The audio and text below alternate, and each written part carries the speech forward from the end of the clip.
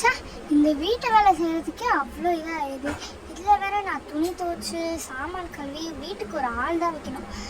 துணி துவைக்கணும்னா நம்ம கையால் தான் தைக்கிறோம். வேணா நம்ம வாஷிங் மிஷினை வந்து ஆர்டர் போட்டுடலாம். பேசாமல் நம்மளால கடையில் போய் அலையிறது கூட வாஷிங் மிஷினை ஆர்டர் போட்டுடலாம். ஆர்டர் போட்டாச்சு. இப்போ போயிட்டு வீட்டெல்லாம் பெருக்கிட்டு வந்துடுவோம். முதல்ல நம்ம ஃப்ரிட்ஜை எல்லாத்தையும் துடைக்கணும். அதான் ரொம்ப அழுக்காக இருக்குது. வீட்டில் எல்லாத்தையும் துடைச்சாதான், இல்லைன்னா பழைய மாதிரி அழுக்காகவே இருக்கும் எல்லாத்தையும். ஃப்ரிட்ஜை லாக் போட்டு வச்சுருவோம். இல்லைன்னா ஏதாச்சும் எலி நோட்டை போட்டு இது பண்ணிடும். லாக் பண்ணாதான் சரி. துணி வந்து வாஷிங் மிஷினில் போட்டாச்சு. இது எடுத்து காய போட வேண்டியது தான். அதுக்குள்ளே நம்ம ஆர்டர் போட்டது வந்துடுச்சா? எப்படி அது? ஓ, நீ தானா? நான் வாஷிங் மிஷின் கார்டு வந்துட்டான்னு நினைக்கிறேன். என்ன வேணும்? பால் இருக்கா? பால் கொஞ்சம் தரேன்.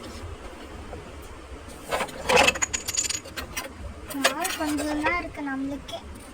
நம்மக்கிட்ட இருக்கிறதே பாதி பால் தான். சரி, கொடுத்துருவோம். காலையில் போய் வாங்கிக்கலாம்.